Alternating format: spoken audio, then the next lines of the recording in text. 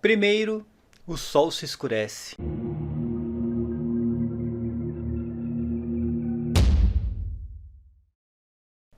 Depois, a lua cor de sangue.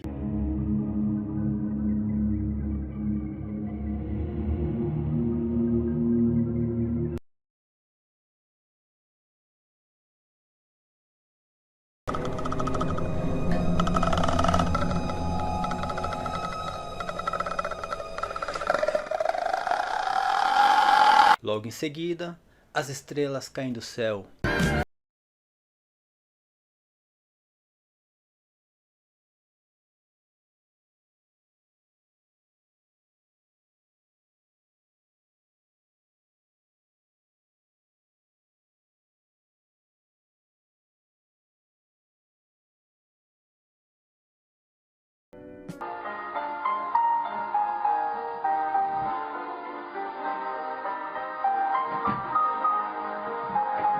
What the hell? Get out of here, jockey!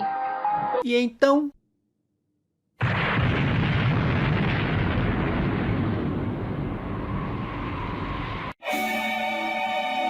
esse é o apocalipse de protestantes e católicos futurísticos. Hoje eu irei falar a respeito do sol se escurecer, a lua cor de sangue e as estrelas caindo do céu. O que significa isso? O aparecimento do anticristo ou o fim do mundo? Antes de mais nada, se inscreva no canal, aperte o sininho, dê o like no vídeo, compartilhe os vídeos. Faça tudo combo, é muito importante, só assim você pode ajudar o meu canal e os demais canais católicos na plataforma do YouTube. O link do meu Apoia-se está aqui na descrição do vídeo. Se você puder contribuir financeiramente com o meu canal, eu agradeço de coração. Se você não puder, eu agradeço da mesma forma. E as minhas redes sociais, o link está tudo aqui na descrição do vídeo. Muitas pessoas têm dúvidas a respeito do sol se escurecer, da lua cor de sangue, estrelas caindo do céu. O que significa tudo isso? Será que um dia realmente o sol vai se escurecer? A lua vai perder a sua luz? Vai se tornar cor de sangue? E as estrelas? Eu fico imaginando as estrelas caindo do céu. O que será que o Apocalipse quis dizer com tudo isso? Por exemplo, o sol se escurecer pode ser um ato simbólico ou pode ser um fenômeno natural. Um grande incêndio e a fumaça cobrindo o céu pode fazer com que o sol se escureça, ou as pessoas não tenham mais a visão da luminosidade do sol. Prestem atenção nesses textos. Apocalipse capítulo 9, versículo 2. E abriu o poço do abismo, e subiu fumaça do poço, como a fumaça de uma grande fornalha, e com a fumaça do poço escureceu-se o sol e o ar. Evangelho de São Lucas, capítulo 23, versículo 44. E era quase a hora sexta, e houve trevas em toda a terra, até a hora nona, escurecendo-se o sol. Prestaram atenção nesses dois textos? O primeiro diz que o sol se escureceu por causa da fumaça. A fumaça de um grande incêndio. Algo normal, natural. O segundo diz que o sol se escureceu no dia da crucificação de Cristo. Poderia ser muito bem um eclipse solar.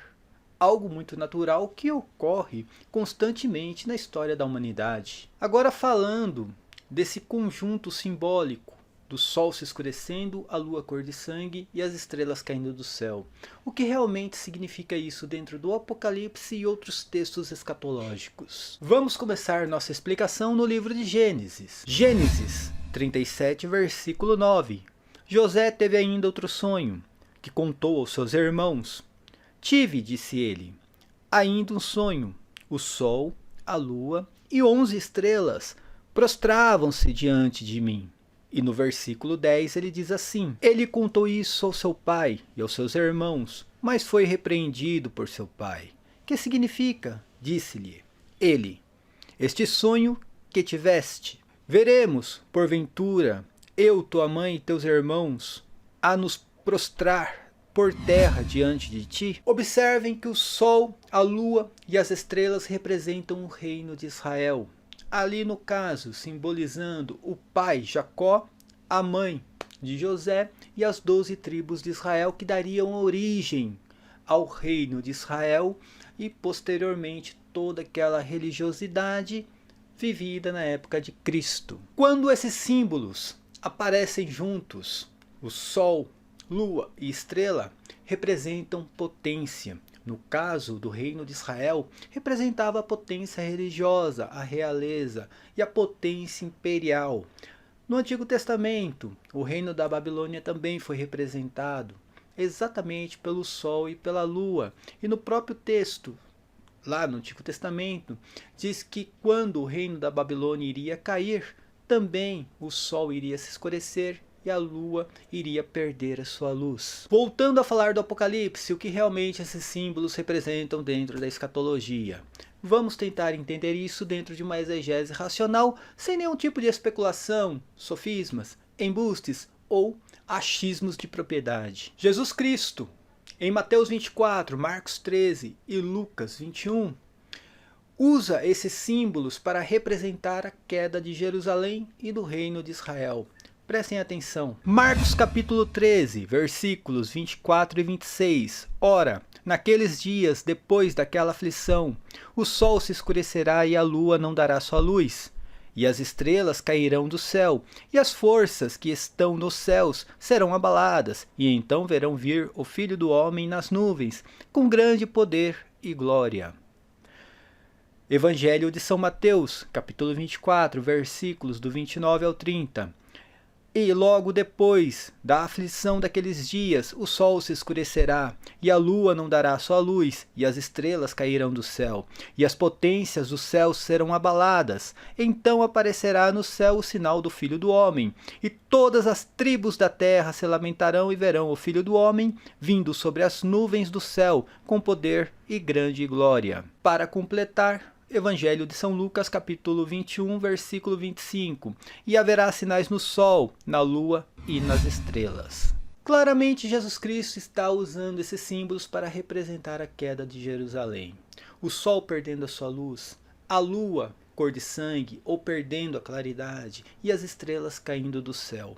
As estrelas representam as 12 tribos de Israel. Que o Apocalipse fala a respeito desses textos que eu citei nos evangelhos. Prestem atenção. Apocalipse capítulo 6, versículos 12 ao 13.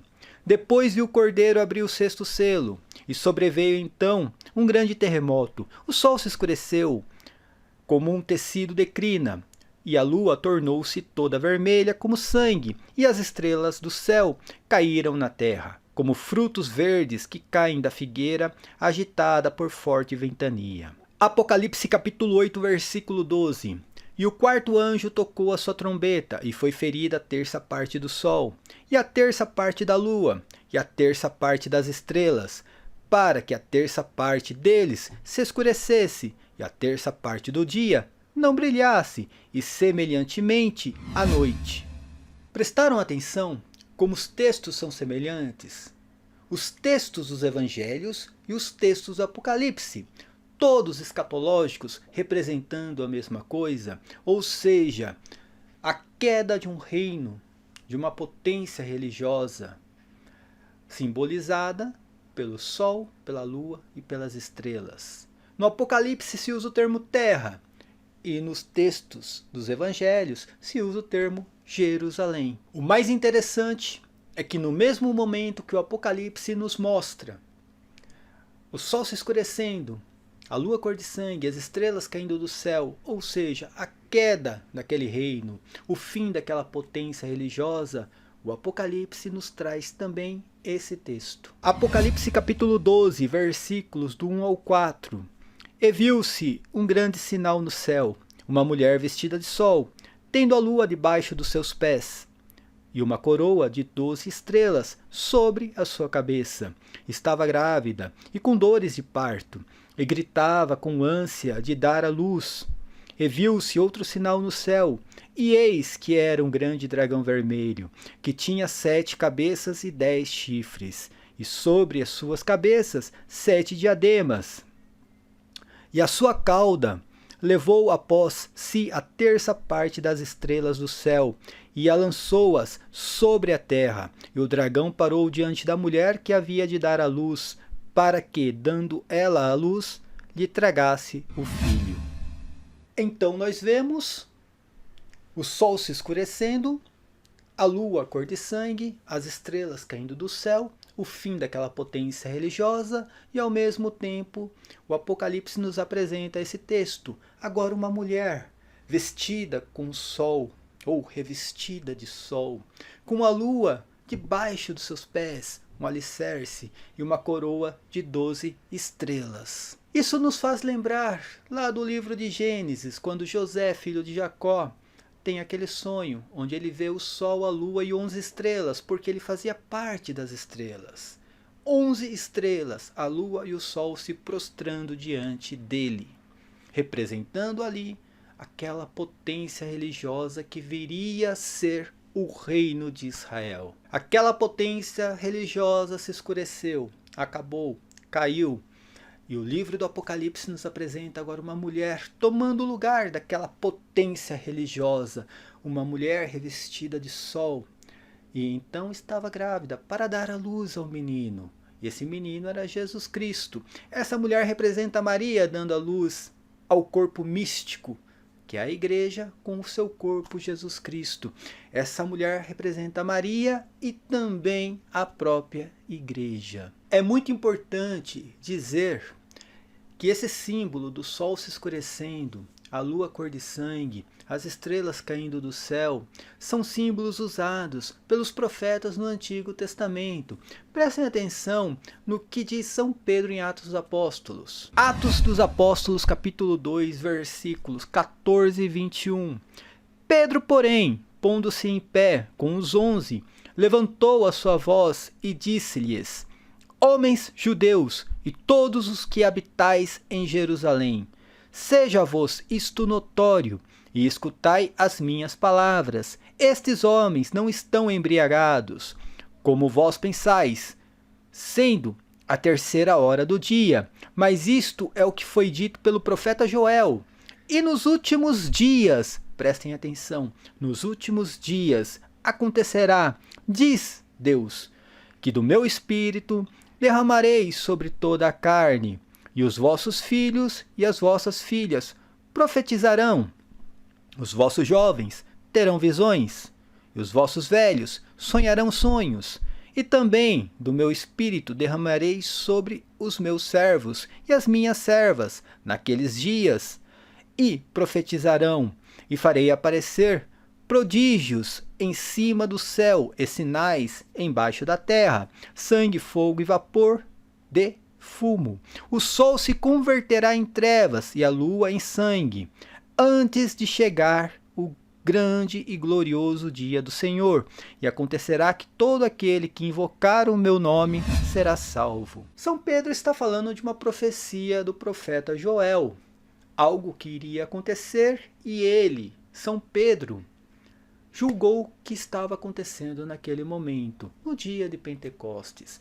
Vamos ver exatamente o que diz a profecia de Joel. O livro de Joel, capítulo 2, versículos do 1 ao 2. Tocai a trombeta em Sião, dai alarme no meu monte santo. Estremeçam todos os habitantes da terra. Eis que se aproxima o dia do Senhor, dia de trevas e de escuridão, dia nublado e coberto de nuvens. Tal como a luz da aurora, derrama-se sobre os montes um povo imenso e vigoroso, como nunca houve semelhante desde o princípio, nem depois haverá outro até as épocas mais longínquas. Continuando o texto, agora nos versículos 28 e 32, depois disso acontecerá que derramarei o meu espírito sobre todo ser vivo. Vossos filhos e vossas filhas profetizarão.